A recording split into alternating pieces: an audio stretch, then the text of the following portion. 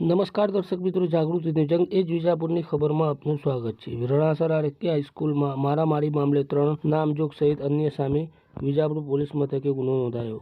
સમાચાર વિગતવાર જાણીએ તો વિજાપુર તાલુકા રણાસર ગામ સ્થિત આરકે હાઈસ્કૂલમાં બનેલી મારામારીની ઘટનાના સંદર્ભમાં વિજાપુર પોલીસ સ્ટેશનમાં ગુનો નોંધવામાં આવ્યો છે. પોલીસ ફરિયાદ મુજબ ફરિયાદી વિદ્યાર્થીએ આક્ષેપ કર્યો છે કે શાળામાં અભ્યાસ કરતી તેની સંબંધી યુવતીને કેટલાક વિદ્યાર્થીઓ દ્વારા હેરાન કરવામાં આવતી હોવાની જાણ થતાં તે પોતાના સાથીઓ સાથે વાતચીત અને રજૂઆત માટે શાળા ખાતે પહોંચ્યો હતો.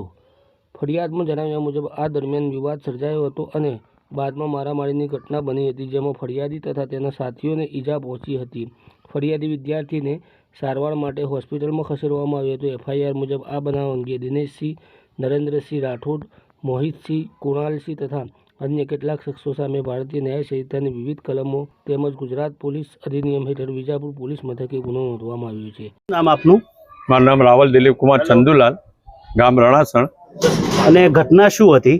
ઘટનામાં એવું હતું સાહેબ કે અમારી ભાણી છે, એને અવારનવાર છોકરાઓ છેડતા હતા, એટલે એના અનુસંધાનમાં એને ઘેર આવીને ફરિયાદ કરી અમારા બનેવીને અને અમારી બેનને.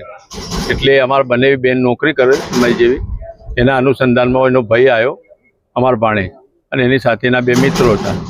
એટલે આ 3 જણા આવ્યા અને વાત કરતા હતા અને આમાં પેલા છોકરા મળ્યા જે છેડતી કરતા હતા એ અમારા ભાણીને.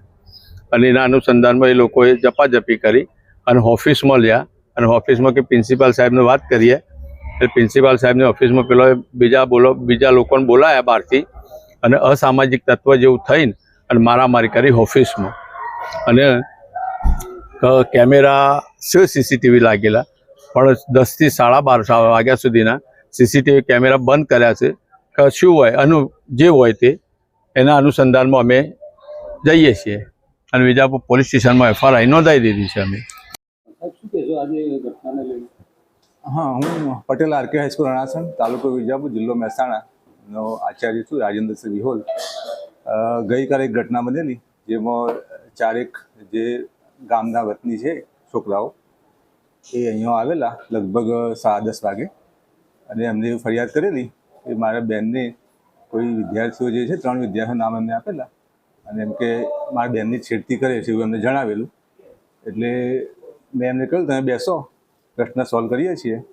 પણ મીનવાઇલ બહાર રોડ ઉપર કંઈક ઘટના બનેલી અને રોડ ઉપર જે છે તે ગામના લોકો અને વિદ્યાર્થીઓ જે છે બહુ ભેગા થઈ ગયેલા. અમારી સ્કૂલના છોકરાઓ અને ગામના લોકો અને બીજા કંઈક બહારથી પણ આવ્યા હશે, એ લોકો ભેગા થઈ ગયેલા. એટલે એમને શાંત પાડવા માટે હું અને મારા કલીગ જે છે ભણાસ સાહેબ બંને બહાર નીકળ્યા અને વિદ્યાર્થીને શાંત પાડતા હતા. એ સમયે કોઈ ટોળું જે છે ઓફિસમાં ઘૂસી ગયું અને એમને એ જે છોકરાઓ આવ્યા હતા 4 ફરિયાદ કરવા, એમની સાથે મારામારી કરેલી. જેમાં વેદ નામનો વ્યક્તિ જે છે અમારા ભૂતપૂર્વ વિદ્યાર્થી જ છે, એને માથામાં વાગેલું અને થોડા ટોકા પણ આવેલા છે.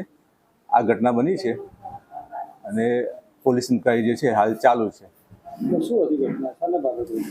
ઘટના બાબતે એ જે 4 વેદ યસ અને એમને એવું કહ્યું કે એમની બેનની છેડતી કરે છે કોઈ છોકરાઓ, ઈશારા કરે છે એવું બધું એમને ફરિયાદ